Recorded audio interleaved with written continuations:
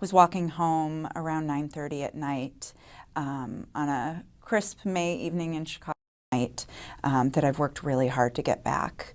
And a lot of that is just my freedom and sense of safety. I had gotten involved in aldermen's meetings to try to make the streets safer and have more lighting on some of the streets. I was involved in a women's support group for survivors and also saw an individual therapist because I was experiencing pretty chronic post-traumatic stress symptoms.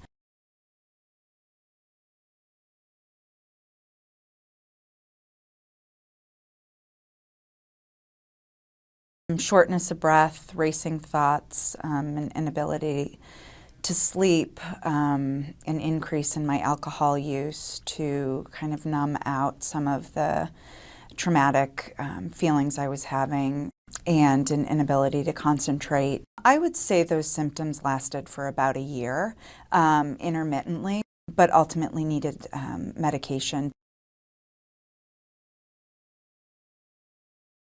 He listened, he was consistent.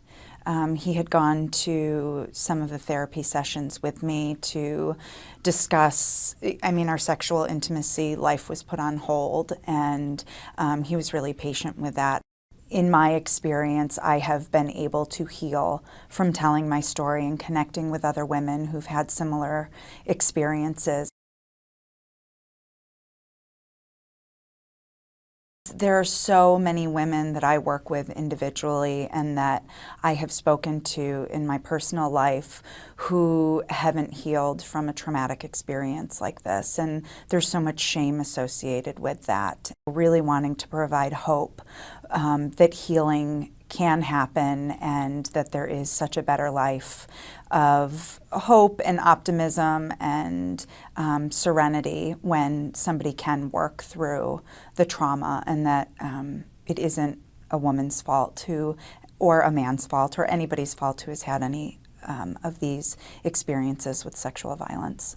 Sometimes there's a lot of shame behind asking for help because maybe the survivor had been under the influence or had agreed to go back to somebody's apartment, and so feeling like they are at blame and not wanting to share that with anybody, so they suffer in silence. We do know as professionals in this field that the sooner somebody seeks help, the easier their recovery can be.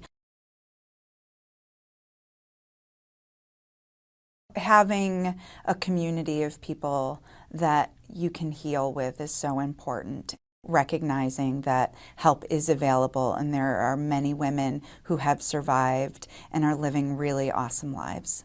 Seeing somebody who is a living example of healing and being able to continue on in a life that they were no longer afraid was really important for me to see. And there are still some days that, if I'm in a new environment, I may be more hypersensitive. I don't know if that will ever go away, but certainly the progress that I have made from that night 17 years ago in May to now has been, I'm a survivor and I'm